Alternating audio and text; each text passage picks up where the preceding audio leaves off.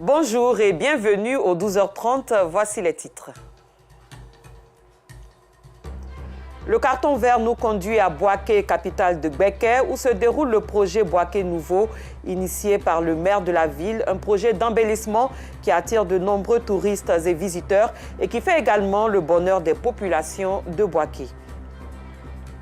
À l'étranger, le retrait des pays de l'AES, de la CEDEAO, met la question de la libre circulation sur la table. La ville de Boaké bénéficie d'un projet d'embellissement initié par la municipalité, un projet qui donne un nouveau visage à la ville. Il permet d'attirer de nombreux visiteurs et fait aussi la fierté des habitants de Boaké. Le carton vert de ce jour est une proposition d'Assit Andiara, de Kader Bachil et d'Emmanuel Adouf. Boaké Nouveau, cette expression n'est pas seulement constituée de simples lettres, elle reflète aussi une réalité. Située au centre du pays, dans la région de Gbeke, la ville de Boaké bénéficie depuis quelque temps d'une image attrayante et reluisante. Les voies principales et les ruelles de la ville autrefois effritées ont été intégralement refaites. Une joie pour les automobilistes qui circulent en toute quiétude et dans un cadre visiblement sain et hygiénique. Vraiment, les rues de Boaké avant c'était un peu dégradé.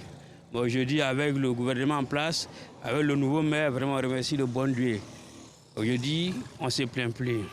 Cette voie qui relie les quartiers Dar es Salaam et Tola Kouadiokro était par le passé le cauchemar des automobilistes. À l'heure actuelle, elle présente un décor qui suscite l'admiration, notamment avec la présence d'un rond-point. De Café Noir jusqu'à Tola Kouadiokro, c'était trop vilain. Ah, j'ai dit, alhamdulillah, ça va. Si tu vas comme ça, toi-même, tu es trop l'aise. Tu vas comme ça, vraiment, tu es trop en l'aise.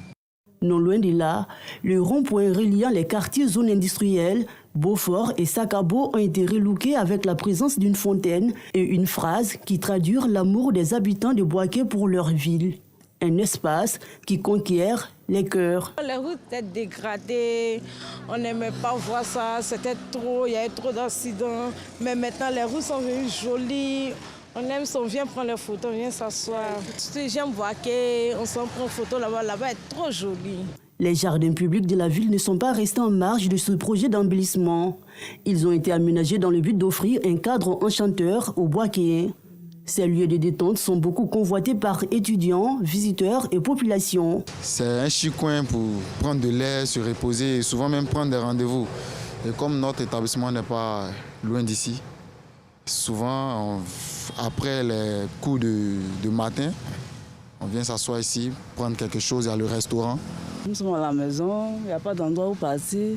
De temps en temps, ils viennent faire les enfants. Avant, je partais à la piscine, mais il faut dire que c'est payant. Oh, ici, c'est gratuit. Une autre image de la ville attire. Aux environs de 23 heures, pour lutter contre l'occupation anarchique des trottoirs, les abords des grandes voies du centre-ville ont été entourés de pavés. À côté de ces pavés, des places assises ont été construites pour permettre aux populations de se reposer et prendre de l'air frais après leur course. Entre le stade de la Paix et la cathédrale Sainte-Thérèse de Boaké, les noctambules se disputent des sièges installés aux abords de la route pour contempler le coucher du soleil. Je suis à Abidjan, mais chaque fois quand je suis à Boaké ici, c'est ici je viens prendre l'air. Il y a longtemps, je viens à Boaké ici, mais en 2024, là, vraiment la vie de Boaké a changé. Vraiment, ici, là, c'est appréciable. Je suis venu ici, quand ça me plaît, c'est joli. Donc, quand tu es assis ici, tu vois beaucoup de véhicules passent, ça te rend heureux, quoi. Ici, quitter à Sokora pour venir prendre l'air ici. La nuit, le goudron, les barres de protection et le rond-point du quartier Sakabo brillent de mille feux.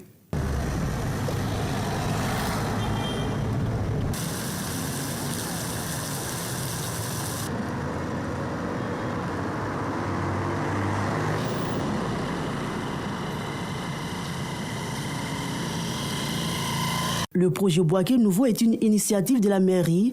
Il vise à redorer l'image de la ville. Le nouveau visage de Boaké qu'on constate aujourd'hui, c'est l'effort permanent du premier magistrat de la commune qui a trouvé dans le programme qu'il a proposé à la population, qui est Boaké Nouveau, qui a trouvé des axes importants et qu'il a expliqué ces axes à la population. Et la chance qu'on a, c'est que la population a adhéré au contenu du programme Bouaké Nouveau.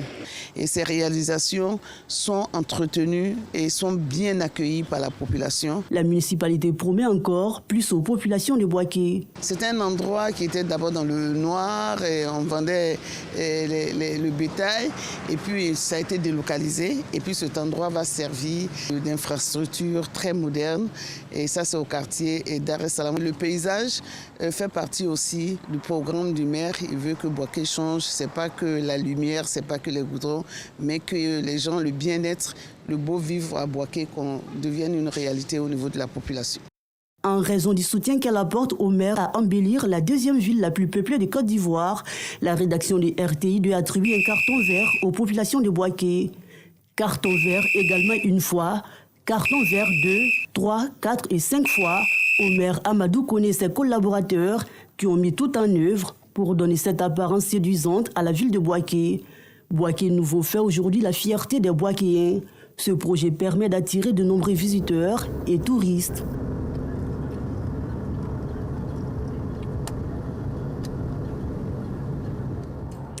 Félicitations donc à la municipalité de Bouaké avec à sa tête le maire Amadou Koné. À moins de 2 semaines des fêtes de fin d'année, les commerçants de vêtements et d'autres accessoires font le plein des boutiques. Une période de vache grasse pour eux. Dans la commune d'Adjamé, difficile de se frayer un chemin. Les magasins sont pris d'assaut, comme nous le fait savoir Georgette Idofofana.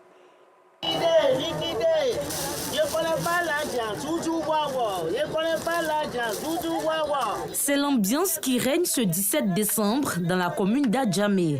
Mohamed vend chaussures et vêtements pour enfants. À quelques jours de la fête de Noël, il a déjà fait le plein de sa boutique. On a fait des arrivages au niveau des vêtements, des chaussures. On attend que la clientèle, voilà, pour pouvoir lancer déjà les fêtes de fin d'année. Il y a des nouveautés à tout moment, tous les jours il y a des nouveautés. Il y a des cartons de chaussures qu'on casse chaque jour. On a les robes princesses, on a les jupes 2 pièces, des cargos enfants. Voilà, il y a plein de choses à voir. Dans son magasin, les clients ne se font pas prier. Je suis venue pour chercher habits pour ma fille et puis mon petit-fils. J'ai pris un ensemble plus une paire de baskets. Ils ont dit leur prix, j'ai dit pour moi, on s'est entendu, c'est bon. À Adjamé, la période de fête est une opportunité pour les commerçants de faire de bonnes affaires. Ils proposent robes, pantalons, chemises, culottes, t-shirts pour petites filles et petits garçons.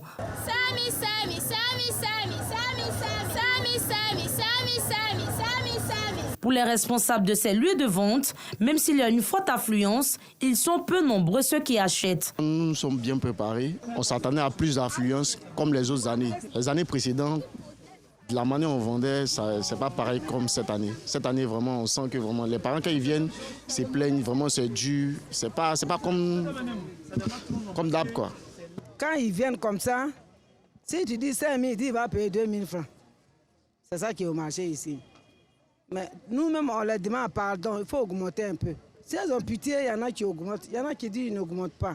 Donc ils laissent et puis ils s'en vont. Actuellement, ça marche un peu. Ça marche un peu. Par exemple, ils disent on ne les a pas encore payés. Donc quand on va les payer dans 2 jours là, je crois que ça va couler. On va gagner un peu. Les clients, pour la plupart, jugent les prix des articles trop excessifs. Bon, nous sommes venus, on voit qu'il y a des nouveaux habits. Mais c'est le prix qui n'est pas abordable. Contrairement aux années passées, bon, cette année-là, il y a eu un peu de hausse des prix. Aucun commerçant ne veut rester en marge des fêtes de fin d'année. Tous espèrent bien profiter de ce moment et augmenter leur chiffre d'affaires. Faisons du tourisme à présent. La piscine naturelle de San Pedro fait partie des sites touristiques à visiter. C'est un lieu de détente extraordinaire et atypique. Sa beauté attire des touristes par jour. Et c'est ce que nous dit Laurence Kakra, qui nous plonge dans un décor magnifique. Incrustée dans d'énormes rochers peu profonds, la piscine naturelle de San Pedro offre un cadre magnifique et agréable. Les visiteurs ne se font pas prier pour profiter d'une baignade inoubliable ou admirer ce paysage. Reine Vanessa est une habituée de cette piscine. Je suis venue à la piscine naturelle parce qu'ici c'est relax. Ici, bon, je me sens à l'aise par rapport à de l'autre côté, là-bas c'est salissant. Vous voyez un peu, non. Donc, raison pour laquelle je suis venue ici. Comme je m'ennuyais, je voulais me divertir. Non, en tout cas, franchement dit, c'est waouh. C'est inexplicable. Voilà, je ne sais pas comment expliquer quoi. En tout cas, quand je suis ici, je sens la vie quoi. Dylan est lui venu à la piscine naturelle pour évacuer son stress. Je suis venu prendre de l'air, je suis venu réfléchir un peu pour des petits soucis.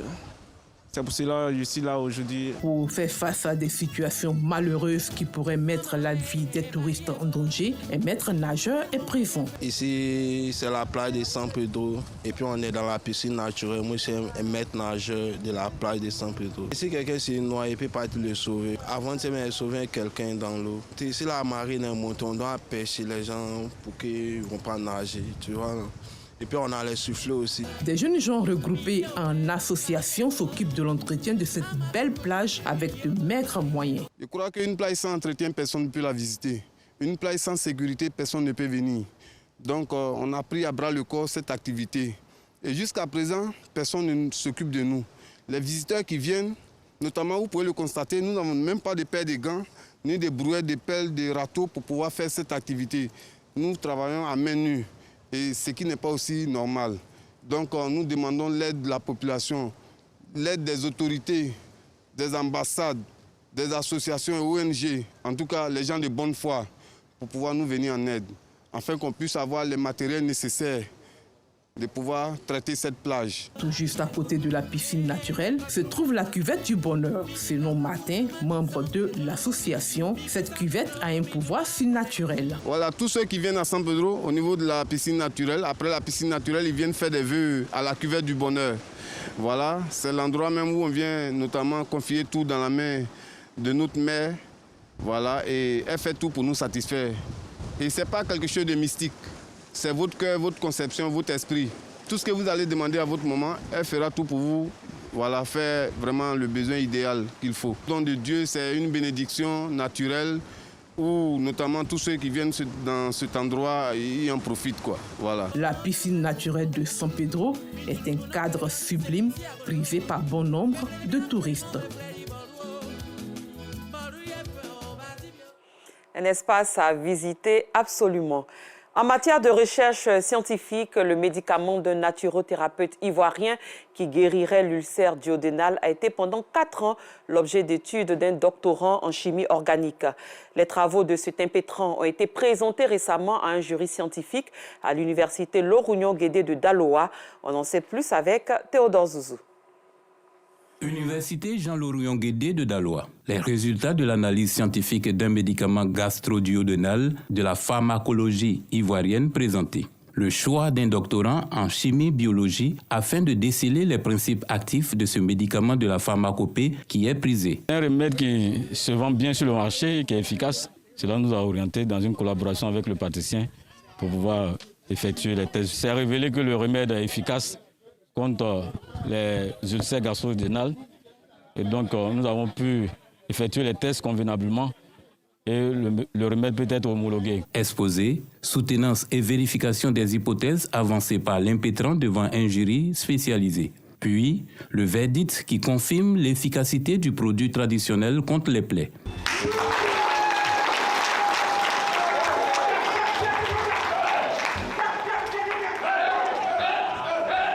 Ce qui honore le tradithérapeute et sa corporation. J'ai un médicament qui a été analysé depuis 4 ans à l'université Jean-Lorounion-Guédé. Vraiment, je suis très satisfait des résultats qui sont sortis. Je rends grâce à Dieu. C'est un honneur qui est fait aux praticiens de médecine traditionnelle dans leur ensemble. Et nous venons ici pour témoigner notre reconnaissance à l'université Jean-Lorounion-Guédé pour cette initiative et dire notre disponibilité à être toujours présent pour que cette collaboration entre les praticiens de médecine traditionnelle et l'université Jean-Lorounion-Guédé puisse aller de l'avant. Ce travail scientifique vient valoriser ce médicament traditionnel et lui ouvrir une porte à son homologation. Hors du pays, les chefs d'État de la CEDEAO ont acté dimanche le retrait du Mali, du Niger et du Burkina Faso à partir du 29 janvier prochain. Les trois pays le considéraient comme effectif depuis le 29 janvier dernier. Surtout le Mali, le Niger et le Burkina Faso ont déjà annoncé qu'ils permettraient aux citoyens de la CEDEAO de circuler sans visa dans leur espace de l'Alliance des États du Sahel AES, une fine stratégie qui oblige la CEDEAO à se positionner sur la question. Plus loin, le comité d'enquête russe a annoncé ce mercredi l'arrestation d'un ressortissant ouzbek soupçonné d'être impliqué dans l'assassinat du général russe Igor Kirillov, mort la veille à Moscou dans un attentat à la bombe revendiqué par Kiev. Né en 1995, il a été arrêté ainsi que son assistant Ilya Polikarpov. Le suspect a affirmé avoir été recruté par les services